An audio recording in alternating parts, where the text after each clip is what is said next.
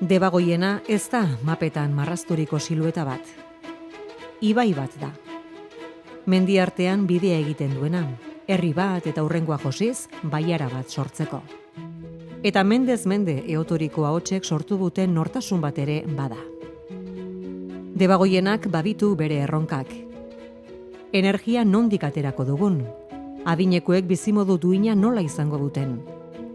Gazteek etxea non aurkituko duten, lana non egingo duten eta zein baldintzetan, industriak aldaketei nola eutxiko dien, natura itotzen ez duen ekonomia nola garatuko dugun. Erronkak hor daude, ez ditugu ezkutatuko, ez da puztuko ere. Baina gure aurrekoek erakutsi digute erronkei nola heldu. Besteek ezinezkotzat jotzen zutenean kooperatibak sortu genituen. Instituzioak iristen ez ziren tokietara gizarte ekimena ekarri genuen. Hemengoa eta mundukoa den eredua eraiki dugu, geure baldintzetan eta geure hizkuntzan. Lankidetza ez da guretzat hitz polit bat, aurrera egiteko modua da.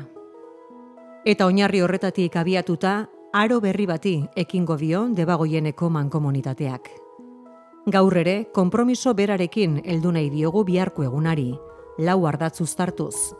Soziala, pertsonak erdigunean. Ekonomikoa, lurraldeari eutsiko dion oinarri sendoa. Ekologikoa, ondorengoei utziko diegun ingurunea.